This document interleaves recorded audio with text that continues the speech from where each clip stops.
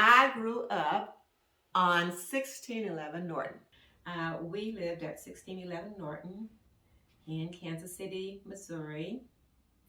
And I guess I spent the first 16 years of my life there. See, earliest memories. Well, it was such a wonderful neighborhood. I felt like it felt so safe.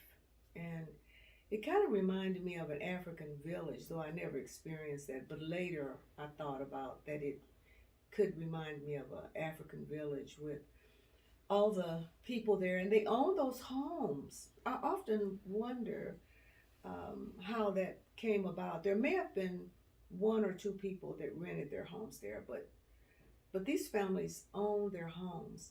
And as you went further south, like we lived 16th to 17th, the houses got bigger, and so I'm sure they were more expensive.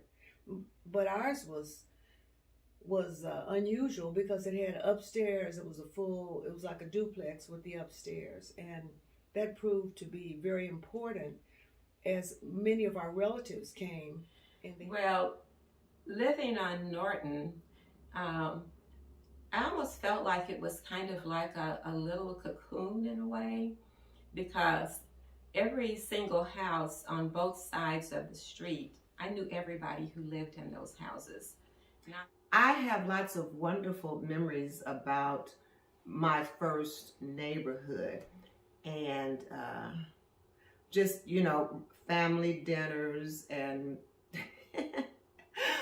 sleeping in the bed with your mom, who, it was a twin bed and we both slept there. So they had Hollywood beds, and we called our twin beds, they were called Hollywood beds. So we had our Hollywood beds. But I remember me and Queen slept together, and Gloria slept by herself, although she had this cat she liked that used to sleep in there. And I think the baby just really slept in Mom and Dad's room. It seems like in their room, there was their bed, and then there was always a little bed beside it. And even though, Loretta would have been, I guess, older when we left there, but I think the baby slept in their room. Mm-hmm. So, okay. Yeah. Upstairs, it was like a duplex with the upstairs, and that proved to be very important as many of our relatives came and they had places to stay. They would always come to visit. Of course, my aunt Lola and her husband and Tina and Louise, they stayed up there for quite a while. They were right upstairs from us, and we had a lot of relatives that visited, and they would come in like in cabs, sometimes just to stay for a while, but sometimes to move here. It was on the East End. The grocery store was within walking distance. I remember my mom, taking her basket, going up to Milgram's. And that area also had a Sears and a shoe store and the dime store. And it was just a wonderful little neighborhood. We have just kind of chatted, my sisters and I, later, about why Dad didn't take Mom to the grocery store. But it was 2 stories high. We lived on the first level. And to get upstairs where my aunt and uncle lived, you had to go outside of the house. They had their own separate entry and go up steps. And they also had like a porch on that level too. Mm-hmm. So yeah, I remember the house very well. When you walked in, you were in the living room, which for some reason we called the house. We would complain, Mama, somebody took something in the house. I don't know. So my... Okay. Dad's sister, Aunt Lola, and her family came to our house, and they lived upstairs. And so Aunt Lola and her kids, one of whom was Louise. Yeah, Louise Ferguson.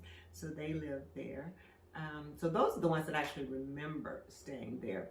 Of course, did I say I was the 5th kid? So I'm one of the younger ones. So a lot of them came before I came along. Well, I have the memory that other people would come up from Arkansas, and it seems like there was often someone sleeping on our sofa. like Uncle Bryant or Uncle Gene Boy. And now I know from interviewing my aunts that that's exactly what happened. They came up and they often stayed with, my parents because they had a house. It never seemed crowded to me, because crowding is relative, if that's what you're used to. So I have that memory of a succession of people coming to live with us. But your mom, just speaking of traumatic memories, used to do a lot of sewing. And so somehow or another, I got a pin stuck in my heel. And I was sleeping and I was uncomfortable. And, she kept kicking me because I was uncomfortable. And then the pin kept, sticking further in me. And so anyway, that's one of my memories of eating dinner like right after church. And so I think it was structured, but in a good way. I mean, it was stable. It was comforting. I knew what was going to happen. It was predictable. Mm-hmm. I remember my mom and dad's bedroom was right here to the right when you walked in the door. So you were in the living room. We had a dining room. In the dining room, there was a radio that was almost as tall as me. And my mom used to listen to soap operas on that big, tall radio. And then there was grandma's, of course she died when I was 7, but her room was right over here, the next room. And then you had the kitchen, and then there was one other bedroom. So what my dad did was the bedroom that was for the children, he tore the back out of it and made like a double-decker room. So Sonny and James had bunk beds in the front part of the room, and me and my sisters had our Hollywood beds in the back, which is, when we used to watch shows like I Love Lucy, they always, they didn't allow couples to be in the same bed on TV. So they had Hollywood beds, and we called our twin beds, they were called Hollywood beds. So we had our Hollywood beds very well. We had a front porch. It was 2 stories high. We lived on the first level. And to get upstairs where my aunt and uncle lived, you had to go outside of the house. They had their own separate entry and go. I have a memory of Grandma being there and that she sat in the house in the living room, right where the living room opened into the dining room. And she always had a switch, to deal with misbehaving children. She was not that grandma that, pampered and said, come sit in my lap and let me hug you up. She was always on the lookout for children who were not behaving right. I remember always talk about when she spanked me and Tina on general suspicion, which I thought was outrageous because she said we were up to something. And whereas that was true, she didn't know what it was. But I thought you had to, know what it was. But she just said, I know you're up to something. And so she whipped us anyway. And I remember that Mom would call us all out to kind of parade us in front of people. And I remember I felt very uncomfortable about that. She was like, come on out. So-and-so's here. And so she was quite proud of you all then. Yeah, you wanted people to see your kids. Yeah. And so we were always doing that because people were coming in. So it seemed like we were always being paraded around to all of our relatives and subject to their comments. They were like, oh, she's fat and fine. D, T, she's fat and fine. Or whatever, Mm-hmm. that they said. They didn't ever think that you were picking up. And it made kind of negative, but I remember that she was sick, but it was kind of hush-hush. I remember her daughters were there, and they convinced her to go to the hospital, and she was like, no, I don't want to go. And then she didn't come home, Mm-hmm. and I remember being really mad at them because I thought they caused her death. Oh, wow. And I remember going around the corner to Miss Amanda's house, who sometimes did our hair, and sitting on her steps and just crying. Yeah, because, how I came to love this woman who only whipped, I don't know. It was like a big loss, and I just remember, they took her to the hospital. She said she didn't want to go, and now she's dead. Mm. So that was a very salient childhood memory for me.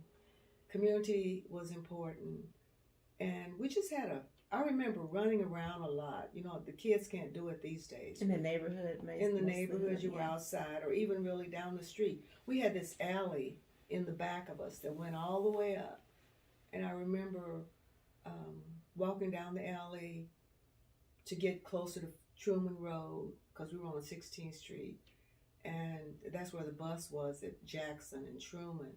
And so going down the alleys, and you could meet your friends in the alley. It was a big alley. And we also Since my brothers and the girls, we slept in the same bedroom. I remember once we jumped up in the night 2 or 3 times, saying, "We hear somebody talking to us." And we would go get Dad, and he would say there was nothing going on there. We'd go back to bed, and then we'd hear it again. And we finally discovered that Sonny and James had run a hose from their bed to our bed, and they were talking through it. And we were like, "No, we heard it." So I have that memory of my brothers, sort of antics of, getting such a kick out of making us hear voices. Let's see. Then there were my darling sisters, Gloria, Shirley, and Loretta. What do I remember about those girls? Well, Gloria was, your typical big sister. We called her sister. I remember when she said, "Don't call me sister." And we tried to change. And Shirley was pretty. So you could make Shirley cry pretty easily. So I thought I was shy, but I don't know what that girl had going on. It's like she'd be at the dinner table and you'd say something to her. And then, of course, there was my darling, vivacious younger sister, Loretta, who was, let's say, arguably the prettiest of us. to school, we kind of went to church. I remember that we would go over in Kansas with Dad sometimes. That was a little different. But all of our relatives, when they came up and bought homes, we would go to their house. So instead of going so much to the movies or anything, we went over to their house. And so Dad and Mom talked to the older adults, and we played with the kids out front. So we had a lot of relatives' houses to go over. My best friend was probably about 4 houses up. And I don't remember exactly when I met Sandra, but she, we just were friends. I didn't understand why she couldn't be my sister instead of those others. Anyway, and then we had another friend, Janie Robinson, who lived across the street from Sandra, but she was not. Sometimes she would hang out with us. But so we must have been pretty young. But I remember at first, we didn't like Janie Robinson, and we would stand on our side of the street and we would throw a rock over, and she would stand on her side and throw a rock. And the reason I think we were young is I don't think the rocks ever reached all the way across the street. In your teenage years, was kind of in your early childhood, was during the days of Jim Crow laws that impacted Black families. How do you think those laws, how did you see or did you notice that things were different for you as a Black child? Like how did racism and segregation really impact your life? Right. Well, I didn't think it did, because we stayed within the boundaries that were prescribed for us. We interacted with Black people. We went to school with Black people. We went to church with Black people. And what we saw on TV were white people. And so I think that sort of impacted me. Not that I had some critical analysis of it, but I think it made me think, well, so we're not as good as other people.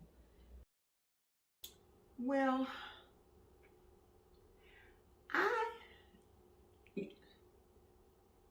let's see. It sounds, kind of stupid to say segregation didn't impact me. However, I was kind of in our own little cocoon, and it seems like we were sort of insulated. It's like, yes, we just had Black neighbors, and that was wonderful. well, actually, there was one white lady, and so that was my only introduction to whatever whiteness was. And we went to black schools, and that was a wonderful thing. I was happy about that. Did have one white teacher, but had a lot of black teachers. We went to Fairyland is an amusement park, and at that time when we were growing up, blacks were only allowed there one day a year. I'm ashamed to say I was like, yes, let's go. It's time for us to go to Fairyland. But that's what I knew. That's what I accepted. That was the norm. And so it didn't really occur to me early on that, oh no, this is something to fight. And so I was, I don't know, kind of protected. I didn't know the business world, and I thought that I was just happy where I was, with all of my black folk neighbors. It was just It's like you didn't feel it so that's much. that's what it felt like to me. We had our own thing going. Okay. We're down there. You could buy stuff. You could shop there, but you couldn't sit at the counter. They had drugstores had little counters, you could sit around, and we couldn't sit there, but we could get food to go there. And I remember being aware of that, but otherwise, it didn't really impact me because everything I did was all black. Church, schools. You had your Teachers. own community. We had our own community, and it was a beautiful thing. Our teachers from grade school to middle school, sort of, they were all black. So really, the white people I encountered was when I went to the little store, and I think he was a Jewish guy, or when we went to Milgram's with Mom to do the shopping. And that was pretty much it, just going to the store. That was pretty much I do it. remember, like when you got into their space, like Mom would take me downtown to Kresge's, and we would have a hot dog in the basement, which were, you could see upstairs from the basement. There were a few steps. And right up here were all the tables and people sitting down. And here we were standing, not even with a seat at the counter. And I remember asking Mom, why can't we go up there? But I don't remember what she said. I mean, maybe she just said, no, we can't do that, because my parents really didn't talk about race, especially in those early days. I think they might have had some, experiences that maybe terrified them a little bit later on. Was initially excited about moving, new house kind of thing.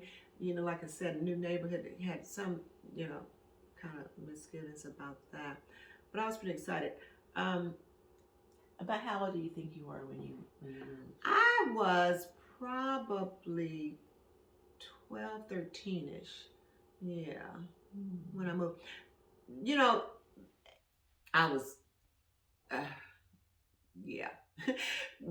I went to Lincoln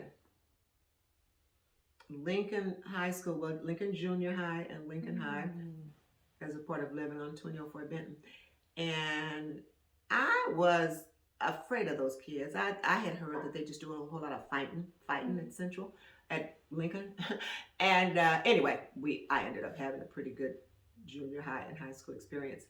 But I skipped school once. I was terrified all day. I didn't even know what to do with myself, because I knew I was going to get caught.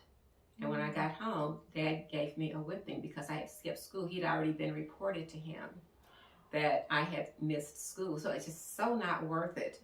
Somebody was going to see you, and they were going to go right to Dad.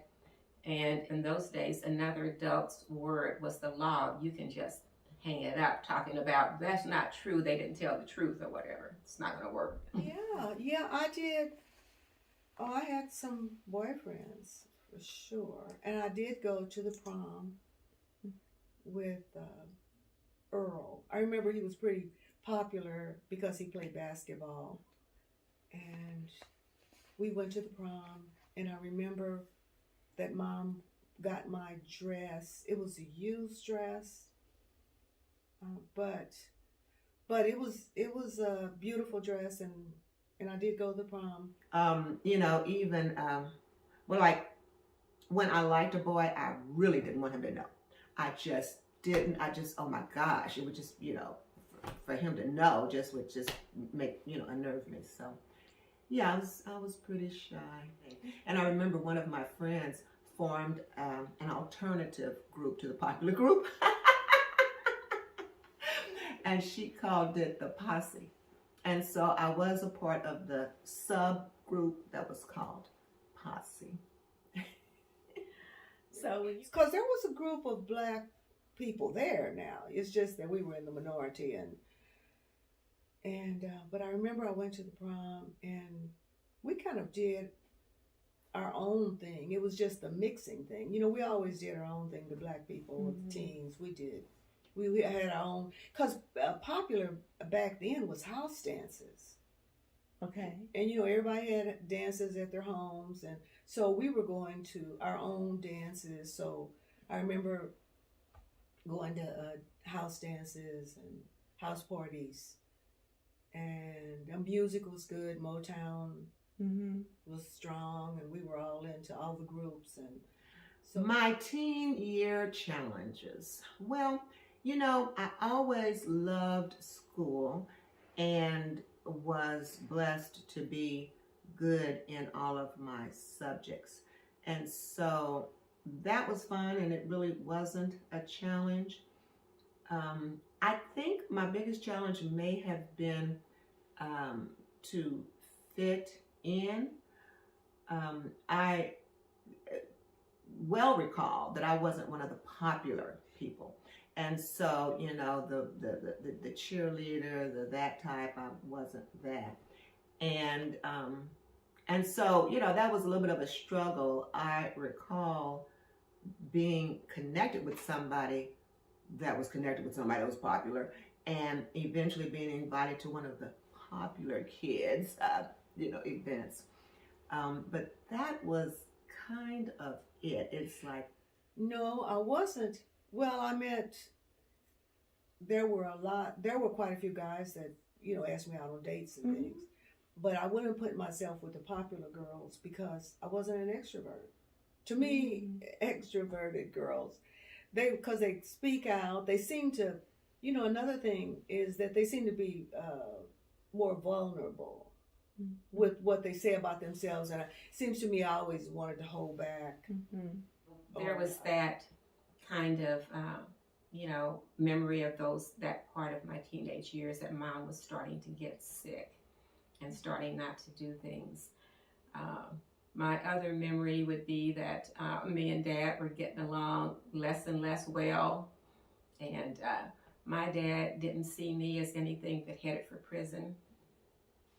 I think one of the things is that I was always out, but I wasn't far from home. But me and Sandra, we were always just out going somewhere. Mm-hmm. You know, I remember we went down to Gregg Community Center and we took karate lessons, you know, because they were free. Mm-hmm. And so we were just always out.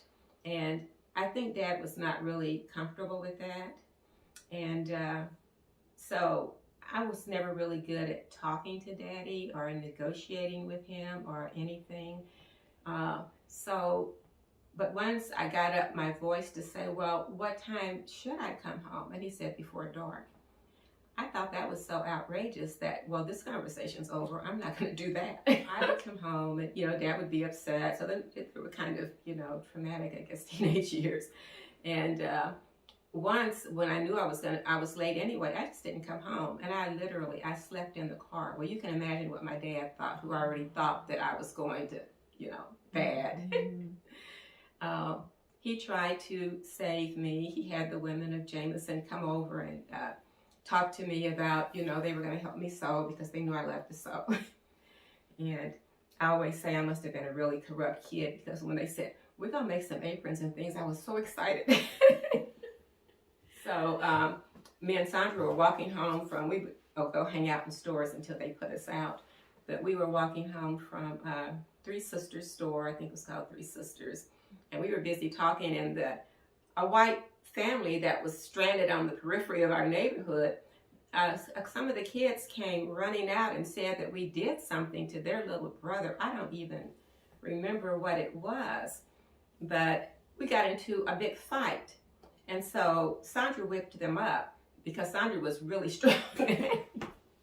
And so we kind of went home charged up, like, what the, Well, a lot of kids were playing out in the neighborhood later on, and a police car came and picked us up. And it was interesting because, like, one of our friends, just because he was short, they were like, it's like they were not even being selected. Like, yeah, you get in, you know. And took us downtown and put me and Sandra in a jail cell. And I was terrified, and Sandra was singing about oppression or something. But anyway, and they just wanted to scare us. Mm-hmm. And they told us, now you got a record. And they said, you for loitering, littering, and gang fighting. And I remember thinking to myself that, they say people have a record arm long. I'm like, well, no wonder if you pick them up once and they got 3 things already. But anyway, they called Dad, and Dad said, she's right where she belongs. I'm not coming to get her. And Mom had to come down on a bus at night. Fortunately, they ran back then. Mm-hmm. I thought a couple of the white boys were cute, but we didn't really interact. I was in the Spanish club there, but to feel really at home there, I didn't. And interestingly enough, and I graduated from there in 1963, but we didn't even since then. We never had class reunions with them. I wouldn't know any of them. What happened was the black people just started having what they call the East High School reunion. But it was just the black people that went there. Mm-hmm. And really it included people in the neighborhood too. Mm-hmm. Until the high school, I was at high school by then, desegregated. So Kansas didn't right away, but Missouri did probably in 1958. And so my brother, he was the first to experience that total racism when he went to East. And I know it couldn't have been easy because when I went there later, 2 years later in 60, it was quite something to experience. To white people, they would kind of stand around and look at you. There could be fights pretty easily and a lot of harassment by the police, really, when we walked home. But in retrospect, I kind of see that, my dad was such a disciplinarian. He really thought that something like that will straighten a person out. And I needed to be straightened out, so that happened during the teenage years. And I guess the other thing, but this was after we moved over on Benton, is that Gloria graduated and I decided to go to Lincoln High School instead of East because I didn't want to walk way to East by myself. Mm-hmm. But when race really emerged in my consciousness is when they integrated schools. So that decision, that was the Supreme Court decision, I was in the 3rd grade, and they were telling us that we were going to go to the white school now. And they were telling us how we needed to behave at the white school. And, I guess, black people were always trying to be good enough. To fit in, right? And a lot of it was just like little cultural things. We did little nursery rhymes and stuff we would do when they were like, you can't do that because you're going to the white school. So that made it a little intimidating for me. So we went from Bruce, so we went to Jaeger, and here was this big, brick building, big playground all around it, playground equipment. And they paid less for milk than we did at the poor black school. And that just, really made an impression on me. So that's when I really became aware of race, I guess, and racial differences. And of course, with white flight, Jaeger was not white for very long. Mm-hmm. But some whites hung around. I don't remember that we interacted with them a lot. But I do remember that there was one white girl that we were really good friends because neither one of us really liked sports. And so when they went outside to play kickball or something, we would take the songbook from class and sit by the fence and sing songs out of the songbook. But so, as integration unfolded, it's like there's integration and then you're in a black world again because the white people have tried to get out of there. Yeah, I remember distinctly us walking home in little groups. We always walked in groups to avoid fights, and we were going the same way. But the East End group, which was kind of like a gang, they would come and walk us home because they weren't in school. They had dropped out. So they would come as protection to walk us home. But I remember one time particularly being stopped by the police and just having us sit with our hands behind our back like we had some weapons or something. And so that was one time they actually stopped us, but certainly they would ride slowly, like we could start something at any minute when we were on the way home. Well, I was in high school, so I was 16, Wow. 17, yeah, maybe 15.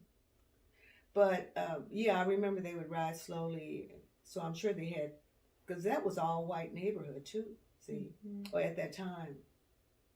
It was all white neighborhood. So they were just watching you get out of the neighborhood, basically. Yeah. Intimidation, harassment. Yeah, it's exactly. They would be kind of watching us get out of our neighborhood till we got back over in our spot. That was all white in there. And I remember Sonny having an incident there. The dad had to go get him out of, I don't know what happened. But I remember the dad had to go up there, and I don't know if he had to pay any money, but something happened. Because, if you got kids together, things can happen. Teens together, things happen. But that was when I really, it's like it was thrown into my face, this racism thing. Okay.